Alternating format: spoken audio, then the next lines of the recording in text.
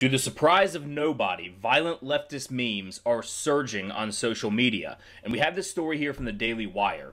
And it says the peaks may coincide with planned violence. I think anybody who is able to put two and two together can realize that it is absolutely coinciding with the rise of violence that is actually happening in the streets.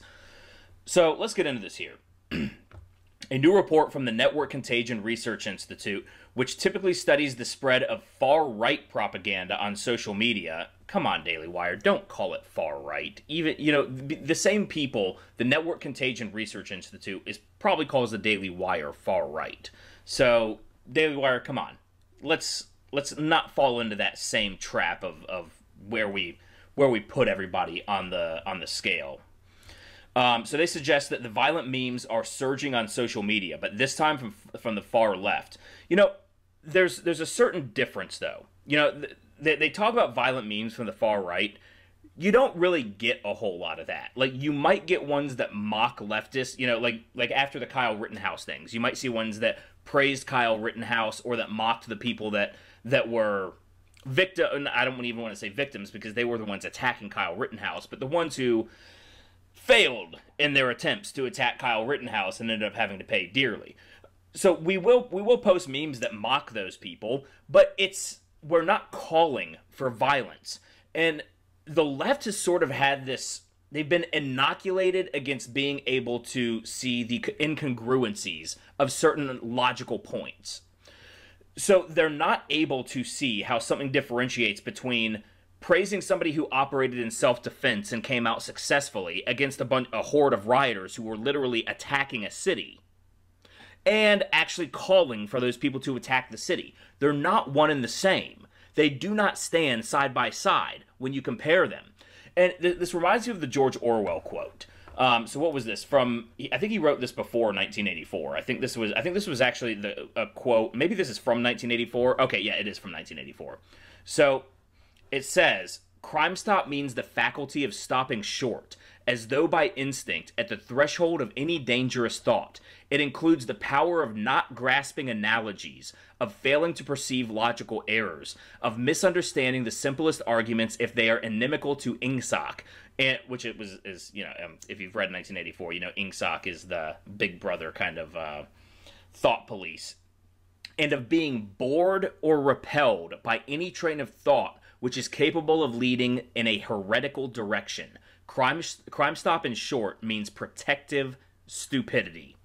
And we see that all the time in leftist memes. I saw somebody post a meme the other day who's, always posting leftist stuff, and it said, it presented the right-wing argument in the first time, in the first panel that protests shouldn't turn into violent riots, and then it showed some bespectacled beardo, looking like an absolute Seth Rogen type liberal, like, well, arrests shouldn't turn into murders. That's all we're saying, and you had people saying can't argue with the logic in that. Yes, you absolutely can argue with the logic in that, because when you're looking at it, you're looking at, first of all, we have 375 million police encounters every year that resulted in the deaths of 9 unarmed black people. 9 out of 375 million police encounters. So, first of all, it's not, sure, each one of those is a tragedy, but it is not something worth burning the streets down. It is not worth the rhetoric of saying that black people are literally being hunted down by the police. It doesn't stand up to scrutiny. But also, there's a difference when you're a cop and you're arresting a criminal and they are presenting some sort of threat. Now, some of them, sure, they act poorly, whether it's poor training, poor this or that, and sure, no arrest should turn into a death, but it's not always at the hands of the police. When you're talking about a violent protest turning into a violent riot, it is always at the hands of people who are trying to agitate a violent riot. And the people that fall victim to it, unlike a police incident, it's somebody that is actually being stopped by the police for something that they did, where with a violent riot, you're just going through the streets, burning down people's businesses at will, attacking people at will who did nothing to you, who did nothing to engage themselves in this situation except have the misfortune of being at the geographic location of the assholes trying to commit this violence. There are massive differences between the two, but you see these kinds of memes from the left all the time where they are completely unable to pick apart those incongruencies. That's what I'm saying. They're inoculated against incongruencies. They're not able to actually be able to discern that stuff. And it is almost like it's a sort of mental barrier for them. It's a mental protection to prevent their worldview from having any chinks in its armor. Because if you're from the outside looking in, you'll realize that it's in shambles. It's almost like you know, if you have this trailer home that's all fallen apart from the outside, but you've done it up to make it look beautiful from the inside, so you never have to realize you're living in a trailer home. That's the leftist mentality right there. You know, it's the luxury interior of a trailer home in shambles. So let's continue with this here. The Washington Post reports that the NCRI warns that some far left-wing groups have embraced similar social media tactics, including memes and humorous catchphrases, to spread the messages and help coordinate offline activity, including violent protests like Portland, Oregon, and Seattle, Washington. Now, one of the things that we've been hearing over and over and over again is that Antifa isn't real. It's not a real organization. But they absolutely are. They actually have branded cells. They have flags that they wave that say Antifa, and they are very reminiscent of the anti-fascist action flags from the 1930s in Germany. So they have an ideological founding. They also have organizational structures. Now, they try to loosely organize these structures because they understand that a hierarchy, a top-down hierarchy, is something that can be taken down, you know, sort of like in some sort of RICO-type case, where you can actually go from the top down and dismantle the whole network. The looser they keep it, the harder it is to dismantle it, and the harder it is to identify who is part of it and who isn't. And they are smart because they use these sort of masquerading practices at their protests, where sometimes it's not even the Antifa people that are committing the violence. It is the fall people, the fall guys and the girls that they get to actually go out there and commit certain crimes for them, so that they get arrested, and all of a sudden they're like, well, no, we're not Antifa. And so it perpetuates the narrative that Antifa doesn't exist. There was that story of that guy in, I think it was in Portland, who threw an explosive at the police at the courthouse when they were rioting there. And he thought it was a firework, but what it was and this guy was kind of mentally challenged. I don't know exactly what his issue was, but he was a mentally challenged kid. He was there protesting and that kind of thing. And this Antifa guy walks up to him and says, hey, you should throw this. And he's like, it's a firework, you should throw it. And so the guy lights it and he throws it, and it turns out it's a much larger explosive device. By the time the guy turns around, that Antifa person who handed it to him is gone. So this kid takes the fall for it. Antifa doesn't get in any trouble, and they're also not identified as the people who threw the actual incendiary device. They are very, very clever. But, you know, we saw that video from Fleckis Talks where he approached Jerry Nadler, what was it, maybe a month or two ago, and he asked them about Antifa violence in Portland. And Jerry Nadler had the gall to turn around and say, oh, Antifa is a myth. That's a myth, a Washington, D.C. myth or something like that. No, it's absolutely not. We've seen the pictures. We've seen the symbols. I mean, you just look at right here on this picture at the top here. Those are the Antifa flags. That is the symbol of Antifa.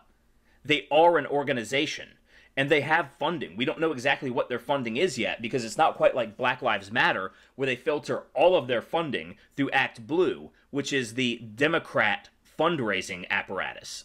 So Black Lives Matter actually has a top-down structure, and they have actual cells that are branded and named. Antifa has a couple of them, like Rose City Antifa. Most of the time, however, they operate more like Islamic terrorists, where they are loosely affiliated cells within a network. And they might have a couple people up top that coordinate between the cells, but most of the people at the bottom don't have that access. And so they're not able to rat out, and they're not really able to get down to who is in charge, who organized it. And so it's highly organized, but it's done in a way that is able to make it look loosely organized. So they say the surge calls to destroy property and attack police vehicles and officers. Of course, because that's what this is all about. And I talked about this in a video the other day. I think it was actually the Struggle Jennings reaction video that I did. Struggle Jennings just put out an awesome, awesome song called God We Need You Now. And he's the grandson of Waylon Jennings. And yeah, if you guys haven't heard that song, you should check it out, and also check out my reaction to it. It's a little long, but he gave me a whole lot to talk about. I lost my train of thought. So let's just continue with this. Sorry about that. Chicago's looters, who have hit the city's downtown retail districts twice, once in May and once in August, are perhaps the best example of social media coordinated activity. WGN News reports that Chicago police and local experts believe looters coordinated their activity on social networks before breaking into stores on the city's north and northwest sides. We can see further evidence that all of this is organized. We have people putting this forth. And again, this organization apparently mostly looks out for right-wing memes and that kind of thing. And they might joke about certain things that relate to violence. Jokes about Pinochet's helicopters and stuff like that joke about throwing communists out of helicopters and stuff like that. But that's really all in jest. I mean, sure, it's sort of it's like a fantasy, but it's a joke fantasy that we're not really anticipating. We're not actually going out and renting a bunch of helicopters and rounding up Antifa members and throwing them out. That's not happening. What is happening with these memes is that people are actually following through. So you have the left, because the right, because the right actually believes in law and order. They post these jokes that are just cathartic. They're cathartic jokes. They get that sense of angst and that anger that we have towards the left for destroying our country. We get it out in a humorous way. We get to laugh at it. We get to release that pressure valve, and then we don't have to actually go out there and do anything. We don't have to actually go out there and take our guns out and commit acts of violence. The left, on the other hand, is using it to directly call for the violence. The right-wing memes are used to diffuse any sort of pressure valve that is building in people that maybe are frustrated and have that urge to commit violence but know that they don't actually want to. And so they laugh at these memes and they say, all right, there are people on my side. I'm not so alienated because the culture does entirely alienate us. So it uses catharsis to release that and not actually commit the violence. So the NCRI researchers say that left-wing groups may have used social media to coordinate riots in Seattle, Portland, and other cities on July 25th, involving fires, looting, and property damage. They absolutely have. The saying that they may have, no, they definitely did. They definitely did. And some of the memes that spread on social media depict officers being shot or their vehicles burned, the Washington Post noted. One post from a left-wing group cited by the report called for them to use laser pointers to obstruct surveillance and the lighting of fires at police barricades. Now, we saw reports in Portland, the people that were trying to hold, the Homeland Security officers who were trying to hold the courthouse as the left tried to siege, lay siege upon it. They were using these green, high-powered laser pointers, and they were shining them in Homeland Security officers' eyes, and it caused permanent damage, and I think 3 officers. They're now blind, at least out of one eye, because of what they were doing. If not blind, they're, seeing spots permanently or whatever it is. But it certainly caused permanent damage to these officers. And involving the fires and looting, we have seen fires burning coast to coast. And this all goes back to I don't know if you guys have watched the 1969 speech from G. Edward Griffin. You should go watch that. It's about an hour long. It's, black and white. I know it's tough to watch something that long form in the day where we have very little attention spans, but it is worth watching because he talks about how, back in 1969, how the leftist plot, the Marxist plot, the communist plot was going to be to set fires from all over the countryside, from city to city to city, would be raging fires because it would disperse police and firefighters and law enforcement, and then they would be able to pick them off one at a time. We're starting to see that play out precisely how G. Edward Griffin predicted it back in 1969. So I would go back and watch that. So some of the memes that spread on social media depict police officers being shot or their... Okay, I already talked about that. There was another point down here, though. Neither the Washington Post nor the NCRI mentioned it. The increase seems to correlate with an increase in organized left-wing activity overall. And again, it's on the right, we have to take our wins from the media where we get them, but more often than not, they're half wins because even if they have to call out the left because it's unavoidable, they'll never go so far as to connect the dots against the left, to say this and this are connected. But when it comes to the right, they're willing to say that some joking Boogaloo Boy memes that joke about the oncoming Boogaloo absolutely means that the left that the right are arming up and are ready to go and start killing all these leftists. But it's just not true. It's just not true. They're absolutely willing to make that leap of, I don't even want to call it leap of faith, but that cognitive leap to connect the dots when it comes to the right. But when it comes to the left, we're going to leave some room for interpretation and maybe hint that they're two separate things that aren't really connected. No, they're absolutely connected. Absolutely.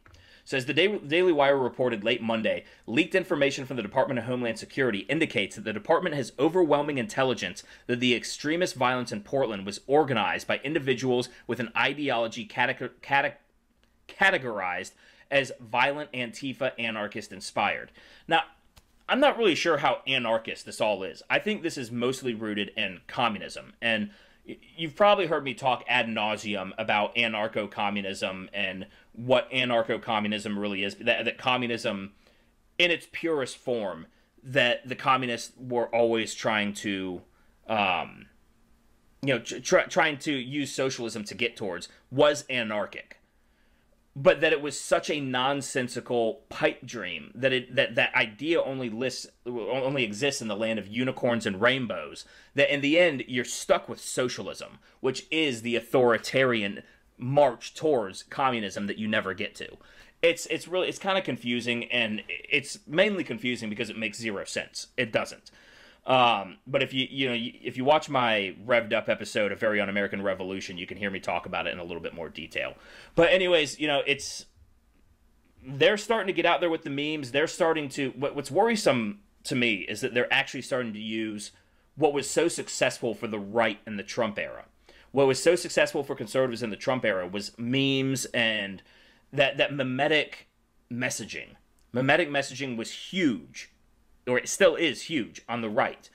And we've always talked about how the left can't meme. And most of the reason why the left can't meme is mainly because of that Orwell quote that I read before, is that for one, they always have these like wall of text type things that they're either crybaby this, crybaby that, or they're just so nonsensical to anybody who isn't, hiding in their luxury trailer home. To use, I'm going to stick with that analogy. I like that. It's a falling apart luxury home with it's all made to look beautiful and renovated inside, and they do that so that they never have to step outside and see how in shambles their world really is. But yeah, so it does worry me that they're starting to use the same sort of messaging. I just hope that it's not as effective, that they continue to. Well, I was going to say I hope that they continue to not be able to actually get good analogies or be able to discern all that stuff. But if they were able to, they probably wouldn't be on the left. So I think it's when people actually start being able to see those cracks, when they start becoming too obvious, they start saying, hold on, that doesn't quite make sense. And then they start questioning more things, and then it just snowballs until all of a sudden you just get a giant red pill snowball that smacks them in the face. And they're like, oh, never mind, I'm voting for Trump. But anyways, guys, that's the video. Go ahead and hit the like button. Subscribe to the channel if you haven't already. Excuse me.